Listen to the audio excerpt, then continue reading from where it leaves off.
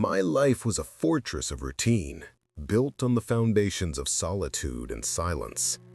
I lived on the 14th floor of a sterile, modern high-rise, a glass and steel needle pointing at a perpetually indifferent sky. My name is Alex, and I am, or was, a freelance data analyst. My world was one of numbers, patterns, and the predictable flow of information across a screen. Each day was a mirror of the last. Wake, work, eat, work, sleep. The city outside my window was a sprawling galaxy of distant lights, a universe away from my quiet, ordered existence. It was a lonely life, but it was a safe one. And in a world of chaos, safety is a currency beyond measure. That currency was about to be devalued to nothing. The night it began was like any other. It was late, past midnight, and a persistent drizzle was streaking down the vast pane of glass that served as my living room wall.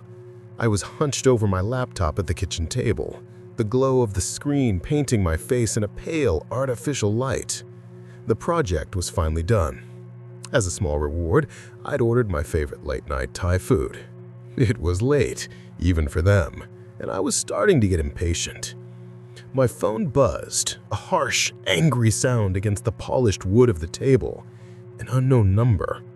My first instinct, honed by years of deflecting spam, was to silence it. But the thought of my pad thai growing cold in a delivery driver's car stayed my hand. With a sigh of irritation, I swiped to answer. Hello? For a moment, there was only silence. Not the empty silence of a deadline, but a heavy, listening silence. It felt weighted. Then a faint, dry crackle, like the sound of old, brittle paper being crumpled or a fire catching on dry leaves. A voice, raspy and thin, whispered a single word. Leo? I frowned, my focus still half on the spreadsheet in front of me. Sorry, I think you've got the wrong number. No, the voice insisted, a little stronger now, but still fragile, like a spider's web. It was a man's voice but aged, worn down to a thread. Is this Leo? Please, I need to speak to Leo. He told me this was his number. Well, he was wrong. My name is Alex. You have the wrong number. Good night. I hung up before he could reply. A simple mistake. I went back to my work, but the strange, fragile voice lingered in my ear. A few minutes later, the phone buzzed again. Same number. This time I answered with a sharp edge of annoyance in my voice. Look, I told you, you have the wrong number. Stop calling me or I'll call the police for harassment. I know, the voice whispered, and the sound sent a sudden sharp icicle of dread down my spine. It wasn't just the words, it was the tone, a tone of dreadful confirmation. I know your name is Alex. I was just hoping. Is this 482-555-0193? He recited my phone number perfectly. My fingers froze above the keyboard. The hum of the refrigerator suddenly seemed deafening. Yes, that's my number. Who is this? How do you know my name? Good, the voice rasped, completely ignoring my questions. The relief in that single word was chilling. Then you're the right one. I need you to do something for me, Alex. It's very, very important. I'm not doing anything for you, I snapped, a surge of anger mixing with the fear. This is some kind of sick prank. Tell me who this is or I'm calling the police. There's a man, the voice continued, a new frantic urgency in its tone. He's coming for me. He's outside my house. I need you to look out your window, Alex. Tell me if you see him. You have to tell me if you see him. This was insane.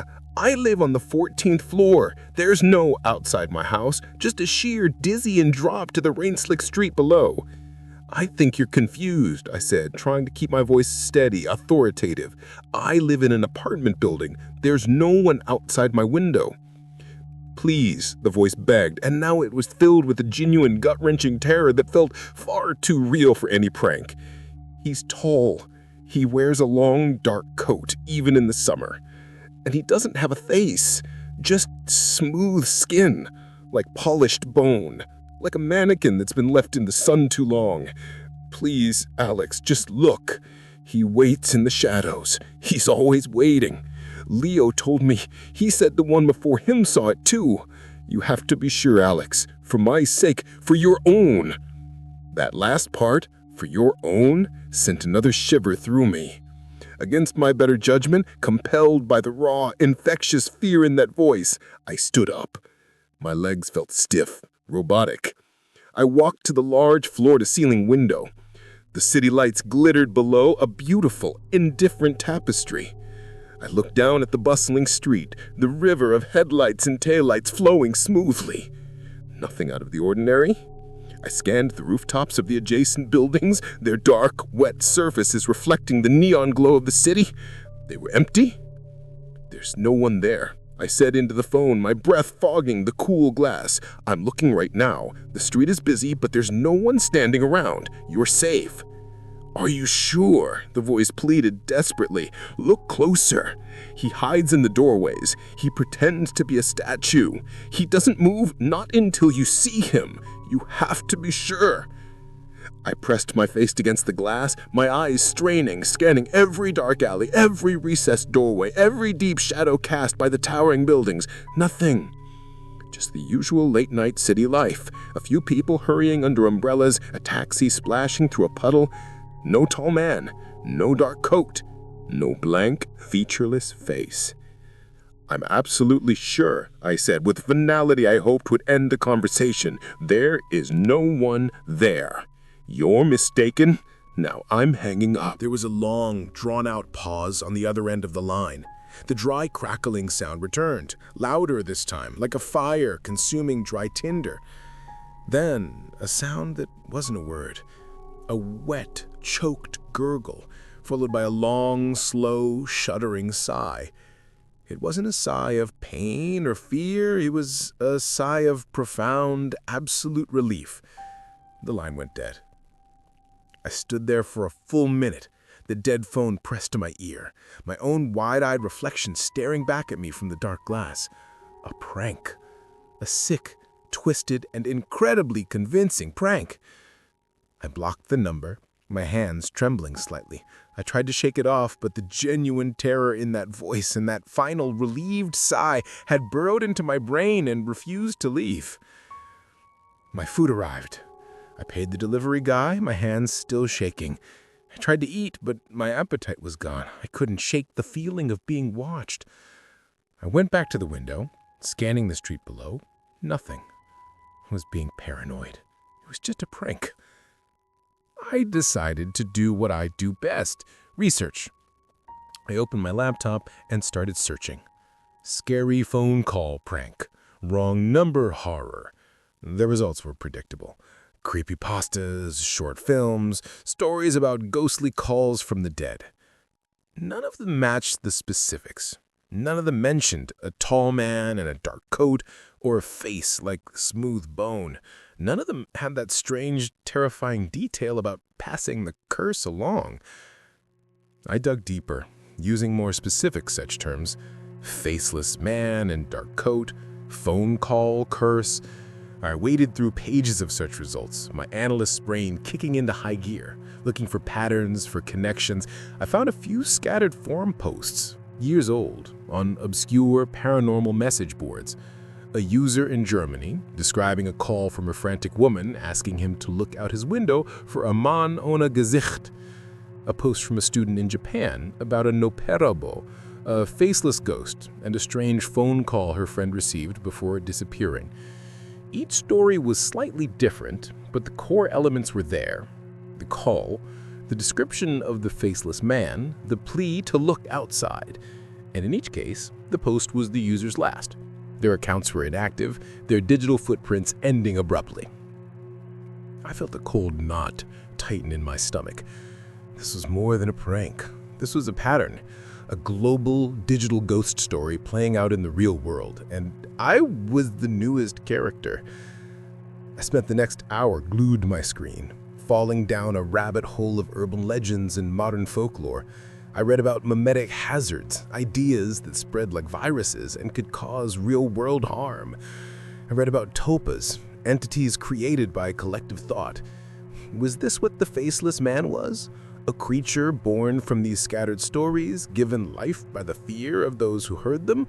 Or was he the source of the stories, a real-world predator, leaving a trail of digital breadcrumbs? Exhausted, I finally pushed away from the laptop. It was almost 3 a.m. I needed to sleep.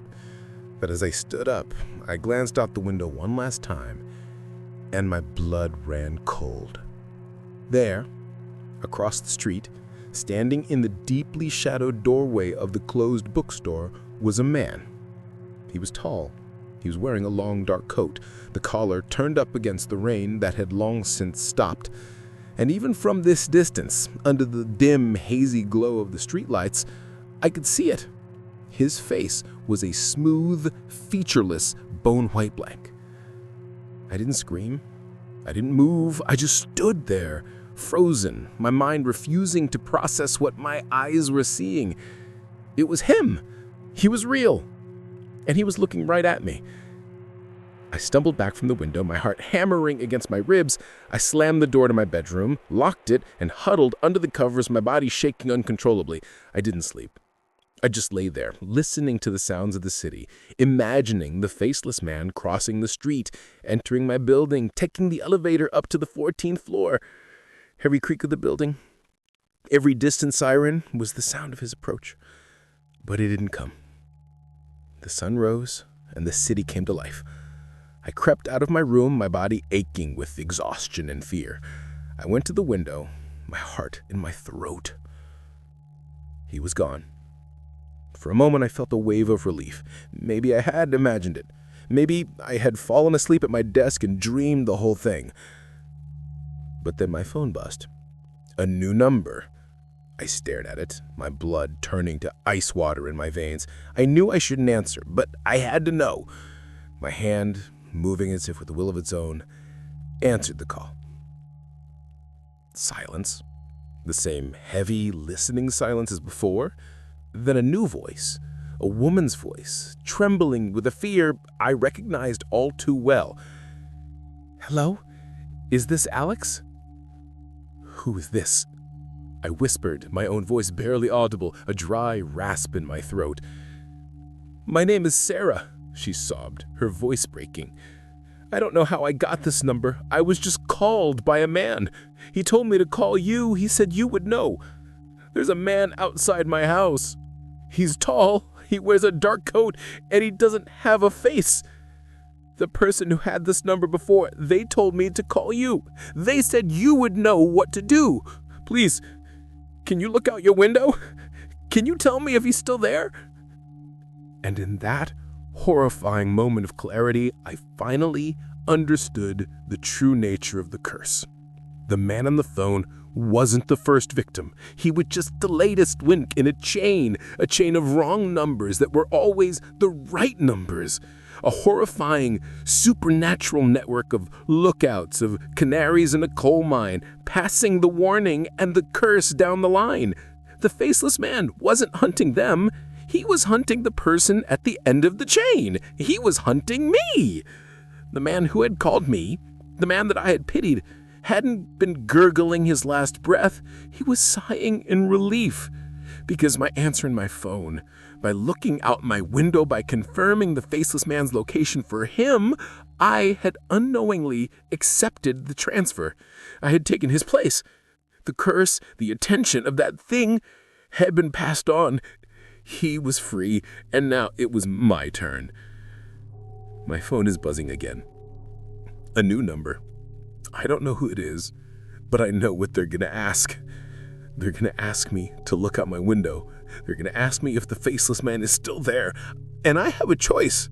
A terrible, impossible choice. I can hang up. I can ignore the call, and I can wait. Wait for him to cross the street. Wait for the sound of my own front door, the locks I so carefully secured, clicking open as if they were never there. Wait for the tall, dark shape to fill my doorway. Or I can answer.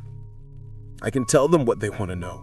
I can describe the man in the long dark coat standing patiently in the rain. I can confirm that he's there. I can pass the curse on. I can make someone else the new end of the line. I can buy myself another night, another week, another month of safety. I can be free. I look at my phone. The screen is a brilliant, accusatory rectangle in the dark room. The number is unknown, but I know who it is.